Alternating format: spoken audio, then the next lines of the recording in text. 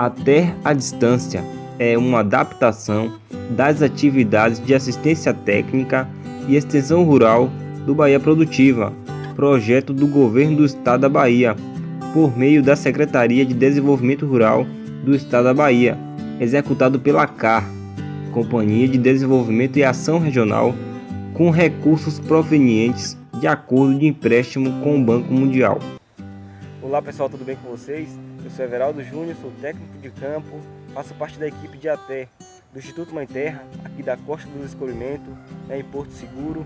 E nessa videoaula de hoje eu vou estar mostrando para vocês noções básicas de implantação de viveiro de mudas, onde eu vou estar passando aí algumas dicas desde o terreno, a estrutura, a drenagem, o posicionamento do viveiro, dentre outras dicas importantes que farão você começar a sua atividade com o pé direito, para estar começando a sua atividade com produtividade, para não estar perdendo muda. Então fica comigo nessa videoaula, que vamos estar passando algumas dicas importantes para vocês.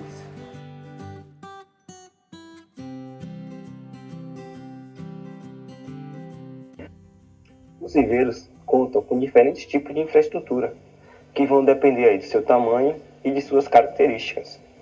Dois tipos de viveiro podem ser destacados. Aí na imagem, vocês podem observar aí, existe aí dois tipos de viveiro. O viveiro temporário, ou provisório, e os viveiros permanentes, ou fixos. Vamos falar primeiro dos temporários, os provisórios. E são aqueles cuja duração é curta e limitada, destinada à produção de poucas mudas, ou para uma área determinada. Geralmente, esses viveiros são localizados próximos à área do plantio, E esse tipo de viveiro é bem simples, pessoal. Eles podem ser construídos aí debaixo de árvore, debaixo de alguma sombra, ou até mesmo no fundo de quintal. Já os permanentes ou fixos, eles já têm um viés econômico maior, São aqueles constituídos para durar mais tempo, sendo utilizado para a produção de mudas em grandes quantidades, ou seja, visando a comercialização. Esse tipo de instalação, esses viveiros permanentes, eles são mais duradouros, necessitando de material mais resistente, assim como os gastos também de produção, Eles, além de produzirem mais, eles têm maiores gastos. Outro fator que distingue os dois tipos de viveiro é a mão de obra, O viveiro permanente, o fixo, ele precisa de uma mão de obra mais qualificada, E uma quantidade também de pessoas para estar aí trabalhando no viveiro. Já o temporário não. Geralmente a mão de obra é mão de obra familiar, onde a produção geralmente é feita pelas famílias. Agora, pessoal, vamos para um tema bastante importante no quesito de escolha do local do viveiro, Vamos falar aí 5 temas aí para que você possa entender aí a importância da escolha do local do viveiro, Vamos lá, inclinação do terreno. Deixa eu pegar aqui uma canetinha para estar marcando para vocês entenderem. Aqui. A inclinação do terreno. O terreno deve ser levemente inclinado, entre 1 a 3%, a fim de evitar acúmulo de água das chuvas ou mesmo de excesso de irrigação. Por quê, pessoal? Porque com o acúmulo da chuva, acúmulo de água, esse terreno ele pode proporcionar aí o aparecimento de doenças, causadas por fungos nas nossas mudas. E isso não é bom. O segundo tema, pessoal, é a drenagem do solo. Esse solo ele deve oferecer uma boa drenagem, evitando solos pegajosos, pedregosos ou argilosos. Por que não solos pedregosos, pessoal? Porque pode aí ocasionar poças, Solos pedregosos é difícil a absorção de água. E solos argilosos, a mesma coisa. Vai ser aí um solo que vai acumular muita água, vai reter água, e vai ser um solo aí que vai causar muita umidade. E como eu falei antes, umidade é porta de entrada de doenças. E isso a gente não quer para nossas plantas. Outro fator importante, pessoal, é fonte de água.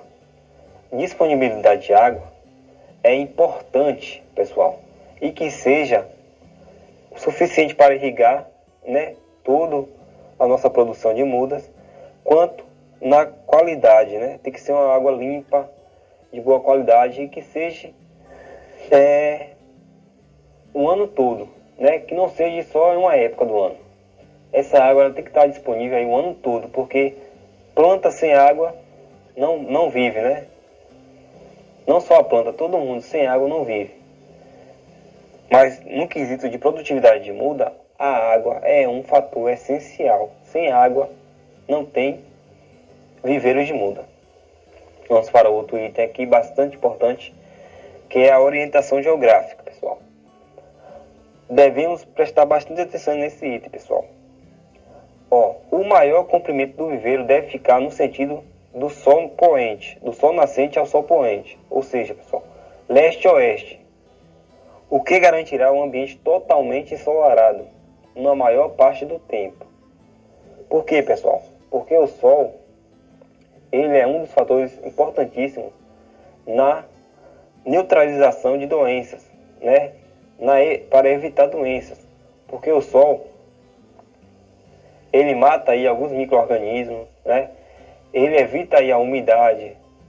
Então, pessoal, é importantíssimo que o sol ele passe aí dentro desse viveiro, ou seja, no sentido do sol poente ao sol nascente, ou seja, o seu viveiro ele tem que estar atravessado no sol, né? No sentido do sol, tem que ficar atravessado para que a luminosidade possa entrar, né? Entrar no seu viveiro, para que possa aí estar fazendo aí a luminosidade dentro do viveiro, até porque as plantas também, pessoal, elas precisam de sol, né? Elas precisam fazer fotossíntese. E o sol é importante aí, a luminosidade é importante. Vamos para o outro item bastante importante, que é a proteção das mudas. O local deve ser cercado para evitar a entrada de animais, né? Além da implantação de quebra-ventos, que deverá servir para a proteção das mudas e das sementeiras, e os sombritos e demais instalações do viveiro. Então, pessoal,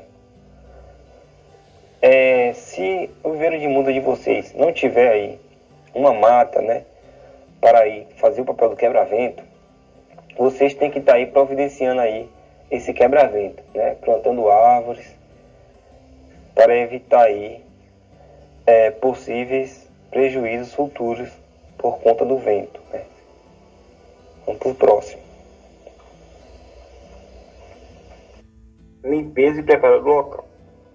A limpeza do local onde será construído o viveiro é muito importante. Para isso, devem ser retiradas plantas daninhas, raízes, tocos, pedras e qualquer material que possa atrapalhar o trabalho de instalação. Dependendo do tamanho do viveiro a ser implantado, é necessário aí a contratação de máquinas, né, para fazer aí a terraplanagem.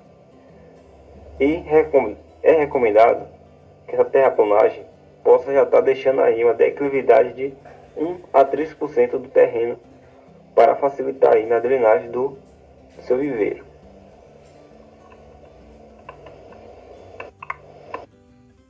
Drenagem.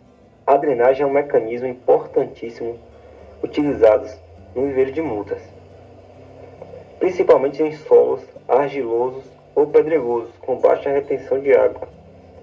Em viveiros temporários, esse procedimento nem sempre é necessário, mas em viveiros permanentes, com irrigação artificial, é fundamental.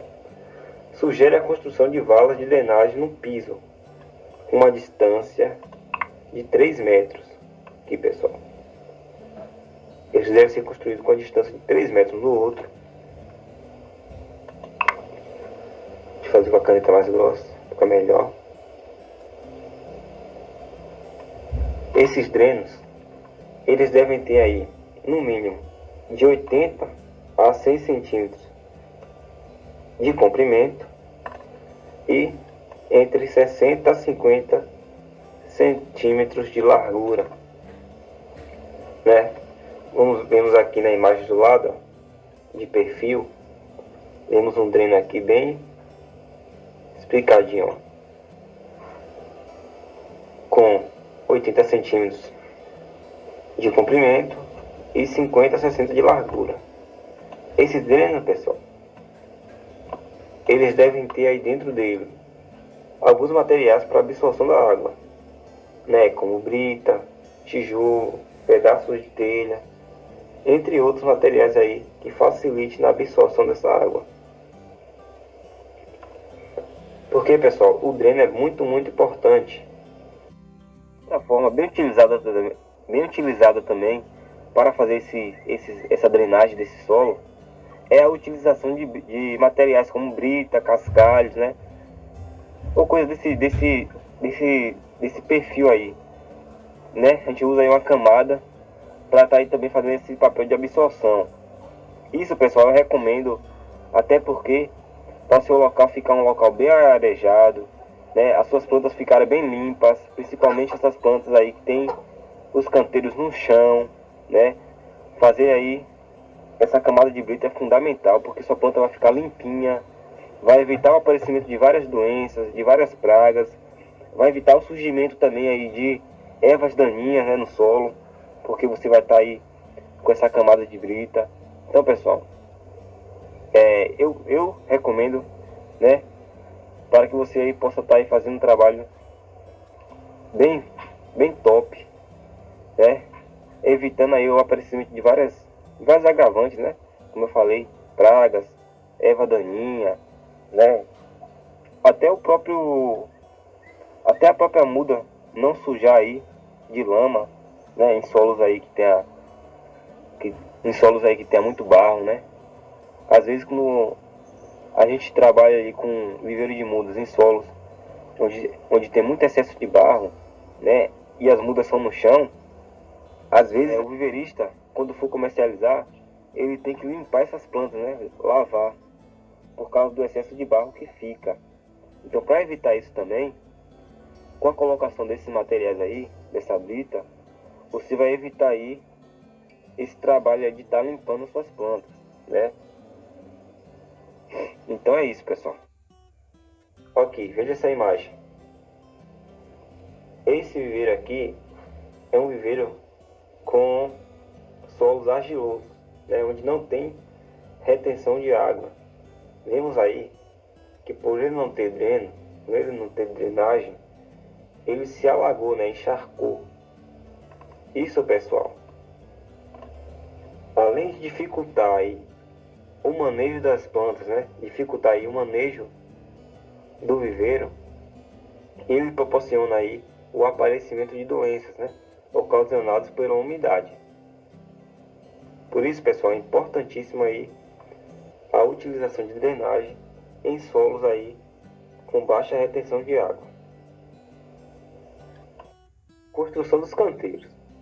O canteiro é o local onde serão colocados os recipientes, sacos plásticos, tubetes, vasos, garrafas PET, entre outros, com as mudas em crescimento. Existem aí duas formas de se fazer esses canteiros: os de forma suspensa, né, onde geralmente são mais utilizados aí os tubetes, que são esses recipientezinhos aqui com a muda, e os que são colocados no chão. Esses aqui que geralmente são mais utilizados aí o saco plástico, né, e as garrafas. Pessoal, esses canteiros, eles devem ter aproximadamente 1 metro de largura, com um comprimento que vai depender do espaço disponível do seu viveiro. A distância entre os canteiros deve ser de 60 centímetros, a fim de facilitar a movimentação e o trabalho no viveiro. Como eu disse, pessoal, o comprimento desses canteiros, como você vê aqui, ó, esse comprimento aqui vai depender aí do tamanho do seu viveiro. Se o seu viveiro tiver 20 metros, aí a gente vai fazer aí um canteiro aí com essas proporções aí, né? Fazendo aí a divisão aqui do corredor, né? E aí você decide aí o tamanho dos seus canteiros, né? O comprimento dos seus canteiros, né? Como nós vemos aqui, ó. Esse comprimento aqui vai depender aí do tamanho de viveiro de vocês. Já a largura, pessoal, que é essa aqui que eu vou mostrar agora, ó. Essa largura aqui, ela deve ter aí aproximadamente 1 metro, né? Por que tem que ter 1 metro, pessoal? Para facilitar aí o manejo dessas mudas no meio. Essas aqui, ó. Essa linha aqui verde, vamos dizer que aqui são aqui as mudas do meio. Então, quando essas mudas estiver grande aí, vai precisar de tratos culturais, né? Vai precisar de manejo. Então, se esse comprimento for muito grande, não vai ter como o braço do viveirista alcançar, né? Para fazer aí a manutenção dessas mudas. Então, por isso, esse comprimento aí tem que ser aproximadamente 1 metro, né? Que é a distância aí que o braço da pessoa vai. Porque se a gente fizesse aí um viveiro muito largo, com 3 metros, não teria como a gente aí tá fazendo essa manutenção no meio, né? Então por isso que o viveiro tem que ter essas medidas, né? Para facilitar aí no manejo. A distância, pessoal, entre um canteiro e outro, essa distância aqui, ó, ela deve conter aí no mínimo 60 centímetros, para facilitar aí, né, na movimentação do viveiro. Porque se a gente fizesse também muito justo, muito apertado, não teria também como a gente estar andando aí nesse viveiro. Então essa distância aqui deve ser respeitada aí entre no mínimo 60 centímetros de comprimento e largura. Entendeu, pessoal? Essa é umas principais dicas aí na construção desses canteiros. Outra dica importante, pessoal, é se o saco for muito pequeno, menor que 7 centímetros de diâmetro, os canteiros devem ser protegidos lateralmente, né, na lateralmente. Como vamos mostrar aqui, ó, existe aí várias formas de a gente estar fazendo essa proteção lateral. Temos aí com madeira, com alvenaria, com pedaços de troncos, enfim, o que você achar aí interessante aí, o que você tiver aí na sua propriedade, né, o que você tiver aí em mãos. Mas se o saco for muito pequeno, né, onde pode aí ocorrer o tombamento dessas mudas, é fundamental aí que a gente faça aí essa proteção no lado, né? Temos aqui, ó, essa aqui que é a proteção feita aí com uma tauba, né, de madeira, e temos também essa de cá que é feito com alvenaria, né? Você vê aí que esse aqui tá com brita também para facilitar no escoamento da água. Muito importante isso. Então, pessoal, falando aqui em proteção lateral, se os seus recipientes for sacos plásticos, né, menor que 7 centímetros de diâmetro, onde ele não tem um apoio, né, onde possa aí ocasionar aí, o tombamento, a gente tem que estar fazendo aí essa proteção na lateral. Tem várias formas de fazer essa proteção, pessoal. Como eu falei, alvenaria, como nessa imagem aqui que a gente está vendo, e de madeira, aí fica a critério de vocês. Mas o que a gente não pode deixar é nossas mudas aí tombarem, né? Porque aí vai ser prejuízo. Nessa imagem aqui, pessoal, vemos que o rapaz aqui utilizou aqui, ó, caixote de madeira para apoiar as mudas aí, ó. Uma ideia interessante também, de baixo custo, que também funciona. Então é isso, pessoal. Vai aí da imaginação de vocês, né? O que vocês tiverem aí disponíveis para fazer. O rapaz aqui usou caixas para fazer aí os canteiros. Bem interessante.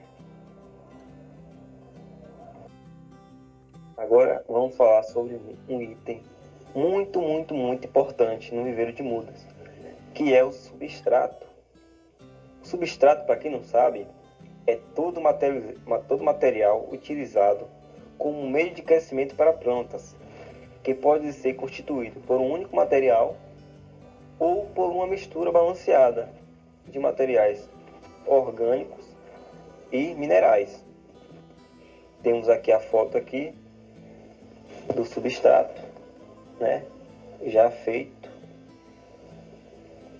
aqui. E aqui são os materiais que são usados. Mais à frente a gente vai falar agora sobre esses materiais. Vamos lá. Principais ingredientes para a formulação do substrato: terra de subsolo, retirada de no mínimo 30 cm de profundidade. Por que 30 cm de profundidade? Para evitar possíveis contaminantes. Que contaminantes são esses? São sementes de erva daninha, sementes de árvores que a gente não quer, né? Micro-organismos, fungos e bactérias. Por isso que a gente tem que coletar sempre solos de no mínimo 30 centímetros de profundidade. Essa terra, esse terriço, pode ser terra de mata, pode ser terriço de barranco ou pode ser terra vegetal. Lembrando que deve ser no mínimo 30 cm de profundidade para evitar contaminantes. Outro material utilizado são os componentes orgânicos, que podem ser utilizados um ou dois tipos. São eles os inertes, que são aqueles que não têm movimento, né, que são parados. Vamos a eles: casca de arroz carbonizada, fibra de coco, folhas secas, serragem. Vemos aqui a casca de arroz, né? E vemos aqui também a fibra do coco. Esses materiais, além de ser leves, eles retêm a umidade, né? Retêm a água e são porosos, ajudando aí a não compactação desse substrato. Outro material utilizado são os componentes biologicamente ativos, que são eles aí: o composto orgânico, o esterco de gado, a cama de aviário curtido ou humus de minhoca. Temos aqui o esterco, né, curtido. Lembrando, pessoal, que o esterco de gado quanto a cama de galinha, a cama de aviário, devem ser bem curtidos, principalmente do aviário, que tem muita amônia, né? Que, se utilizado aí incorretamente, pode estar queimando as suas plantas. Então, lembrando aí que sempre que for utilizar algum desses estercos aí, deve deixar curtir bem. Qual a importância, pessoal, desses componentes orgânicos ativos, né? Biologicamente ativos? Eles são responsáveis, pessoal, pela nutrição das plantas, né? São responsáveis aí pela adubação, esses componentes ativos aí. Tanto o composto orgânico, quanto o esterco, quanto o humus de minhoca. Eles são responsáveis aí pela adubação dessa planta, né? Vamos agora fazer o preparo desse substrato. Então, pessoal, para fazer o preparo de substrato, nós vamos precisar aí de 60%, né, desse substrato vai ser de terra, mas é aquela terra lá de 30 centímetros no mínimo de profundidade, né? Aquela terra sem contaminantes. Então, 60% do substrato será feito pelaquela terra, né? Terriço, que pode ser terriço de barranco, terriço de mata, né? Ou terra vegetal, mas que esteja aí livre de contaminantes. Por que 60%, pessoal? Porque essa terra, ela é a responsável pela fixação dessa planta no recipiente. Então, por isso aí que a gente tem que usar aí 60% da terra. 20%, pessoal, desse substrato será de componentes inertes, né? São as cascas de arroz, a fibra de coco, a serragem, que vai aí ser responsável pela respiração das plantas, além de ser responsável também pela fixação de umidade, né? Retenção da água, né? Um dos principais fatores também desses materiais inertes é a fixação da água. Vai deixar a planta aí mais úmida, né? Com mais águas.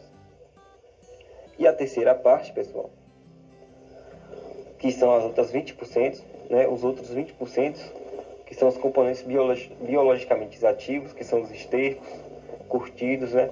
O composto orgânico, o humus de minhoca. Esse material vão ser responsáveis pela nutrição das plantas.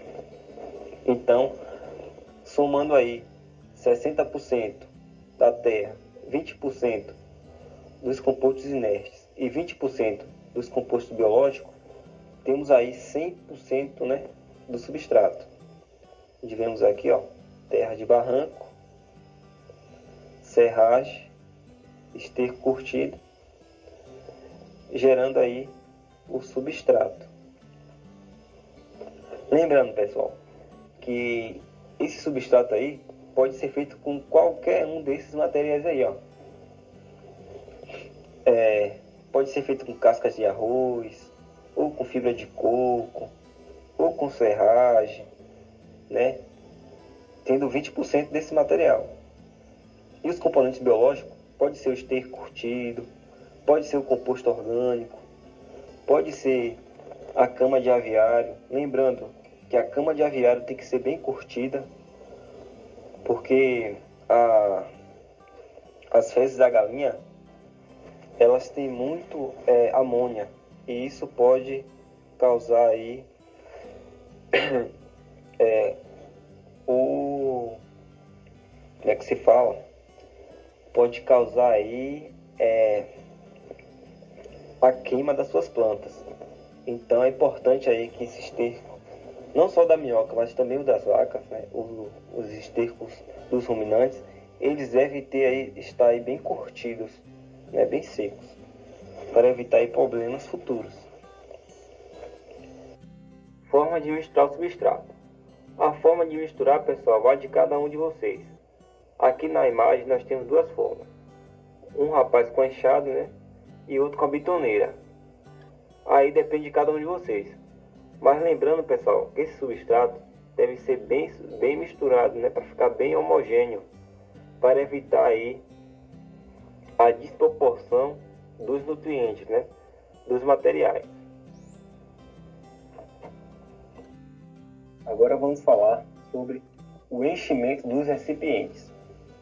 Para facilitar essa atividade, pode-se utilizar manualmente um pedaço de cano de PVC com um corte em bisel em uma das suas extremidades. Aqui, pessoal, esse daqui, ó, que o rapaz aqui está usando, é um cano com corte em bisel. Esse tipo de material aí facilita o enchimento dos saquinhos. Os recipientes escolhidos não devem ficar totalmente cheios, ou seja, deve-se deixar de 1 a 2 centímetros livres para que possa ser retida mais água no momento da irrigação. Ou seja, pessoal, nesses saquinhos aqui, ó, não pode encher totalmente até a boca, né? Por quê, pessoal? Por quê? Porque se encher totalmente até a boca, quando for na hora da irrigação, vai escorrer água, não vai reter água. Por isso que deve se deixar aí de 1 a 2 centímetros livres, para na hora da irrigação, quando a água cair aí, ficar aí um pouco de água, né? Reter água. Agora vamos falar sobre o posicionamento dos recipientes no canteiro. O que são recipientes, pessoal? Tudo aquilo que a gente utiliza para estar colocando nossas plantas, ou seja, os saquinhos, os tubetes, as garrafinhas, enfim. Os recipientes, eles devem ser colocados no canteiro em pé, enfileirado, um do lado do outro, de forma bonitinha, organizada.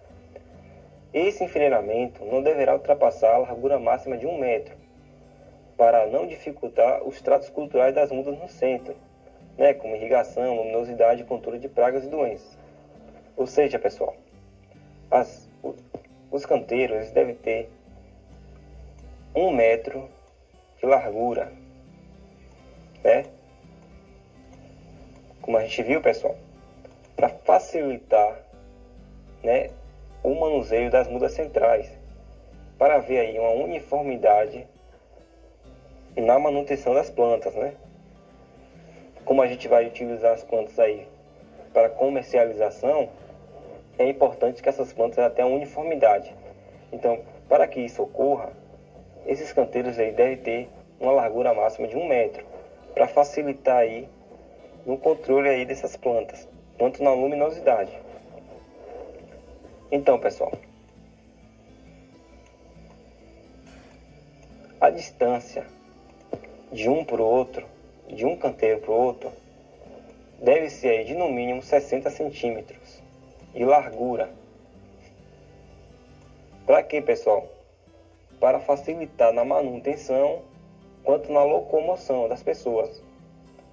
Entenderam, pessoal? Essa largura aqui, ó, ela deve ter no mínimo 60 centímetros, né, para facilitar aí na locomoção quanto na manutenção. Aí na imagem, como vocês podem ver, temos aí os nossos endereços eletrônicos. Caso você tenha alguma dúvida e queira entrar em contato conosco. E até mais, fique com Deus.